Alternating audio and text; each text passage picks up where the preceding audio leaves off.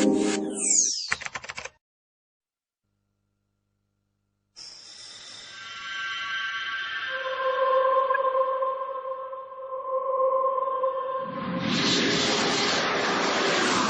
NSX, the car that Honda developed to challenge the world's performance car market.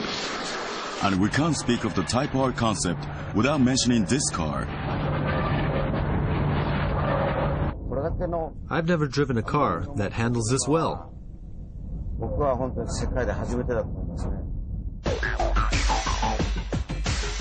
The NSX debuted in 1990 with a mid-engine and a body made entirely of aluminum.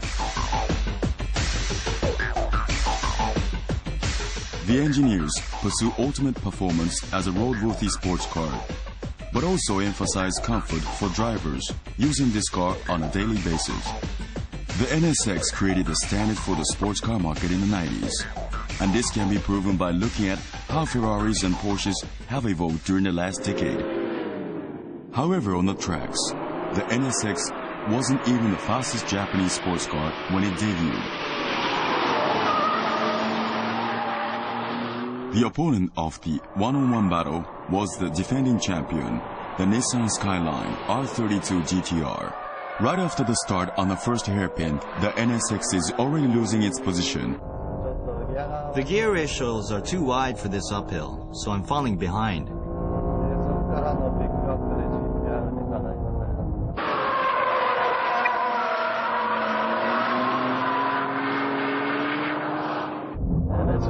On the first hairpin, I'm getting a strong uplift from the inside tires.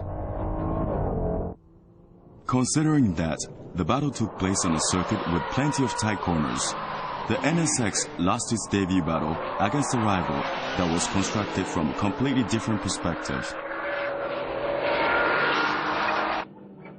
And this from the Tsukuba circuit battle against a new rival, the Mazda RX-7, which made its debut in October 91.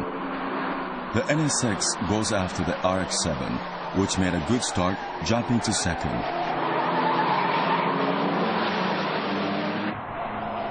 Even though the RX-7 only has 225 horses, the low weight and high cornering speed lets it keep the top position. Although the NSX has potential, the car showed big rolls in the corners and loss of traction from tire uplift, which leads to this result on the circuit.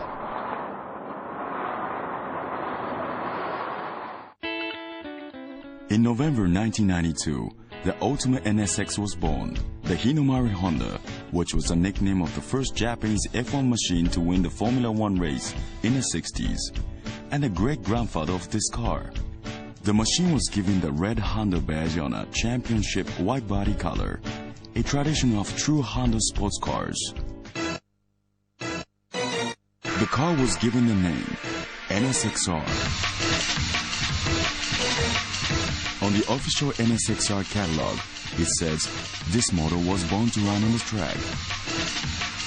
The NSXR debuted as a roadworthy car with the performance of a racing car.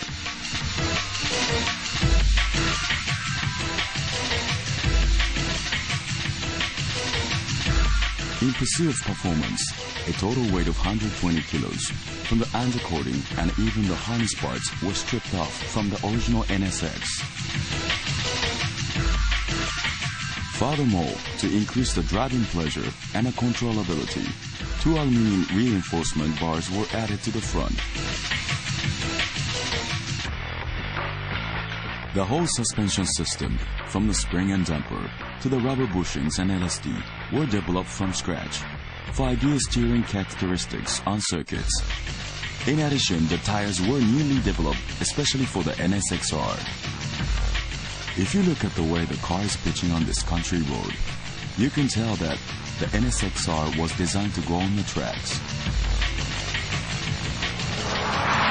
Except for the titanium piston rods used for this NSXR, the engine specs were left untouched.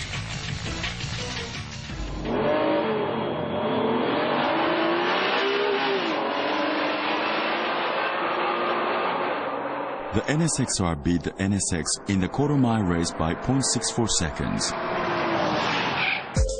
The standard gear ratios are exactly the same. but the final gear has been lowered by 5%, which gives the NSXR the advantage in performance.